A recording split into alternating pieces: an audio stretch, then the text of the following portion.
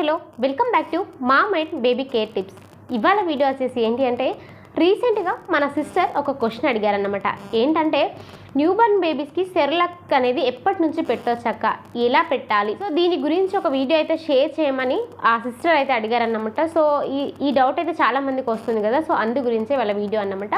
So ఈ వీడియోలో బేబీకి సెర్లాక్ అనేది ఎప్పటి నుంచి పెట్టొచ్చు, ఎలా పెట్టొచ్చు అనేది ఈ వీడియోలో క్లియర్గా తెలుసుకుందాం. వీడియోలోకి వెళ్ళిపోయే ముందుగా మన ఛానల్ని అయితే సబ్స్క్రైబ్ అయితే చేసుకోండి, పక్కనే ఉన్న బెల్ ఐకాన్ అయితే క్లిక్ చేయండి.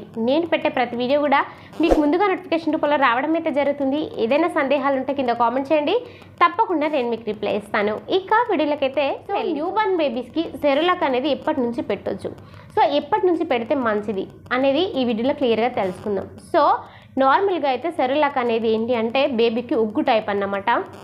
సో దీన్ని ఎప్పటి నుంచి పెట్టొచ్చు అని అంటే 5 నెలలు కంప్లీట్ అయిపోయిన తర్వాత 6వ నెల నుంచి అయితే బేబీకి ఈ సెర్లాక్ అయితే పెట్టాలన్నమాట. సో ఎప్పుడైనా గుర్తుపెట్టుకోండి, న్యూబర్న్ బేబీస్ అంటే 6 నెలల వరకు కూడా పిల్లలకి తల్లి పాలు తప్ప మరి ఏమి కూడా ఇవ్వకూడదు.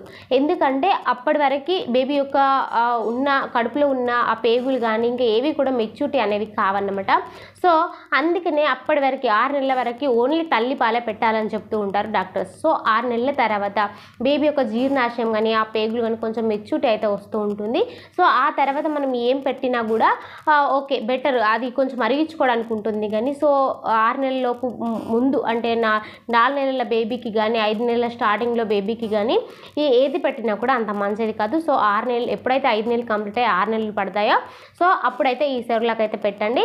ఒకవేళ ఈ సెర్లాక్ మరి ఒకవేళ పెట్టాలి అనుకున్నప్పుడు రోజులో ఎన్నిసార్లు పెట్టాలి, సో ఎలా పెట్టాలి అనేది కూడా డౌట్ అయితే వస్తుంది. సో మన నార్మల్గా మనకి అందులో ఒక పొడి అయితే ఉంటుందన్నమాట.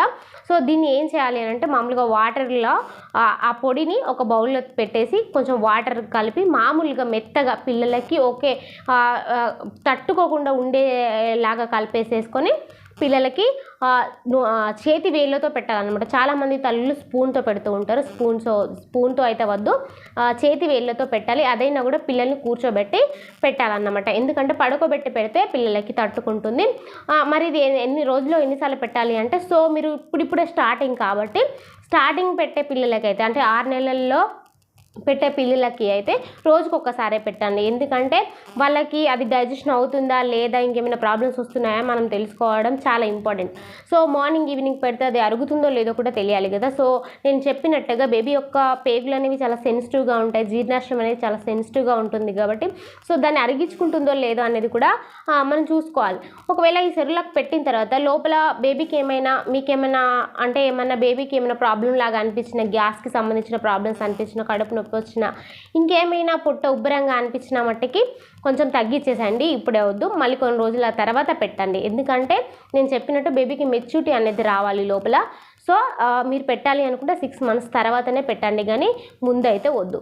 సో ఫ్రెండ్స్ క్లియర్గా అర్థమైంది కదా. సో సెర్లాక్ అనేది ఎప్పటి నుంచి పెట్టాలి, సో రోజులు ఎన్నిసార్లు పెట్టాలి, అలాగే పెట్టాలి అనుకుంటే ఎలా తినిపించాలి, ఇదంతా కూడా ఇక మరొక వీడియోలో నేను మీ ముందుంటాను. ఈ వీడియో కనుక మీకు నచ్చితే లైక్ చేయండి, షేర్ చేయండి, మన ఛానల్ అయితే సబ్స్క్రైబ్ చేసుకోండి. Thank you so much.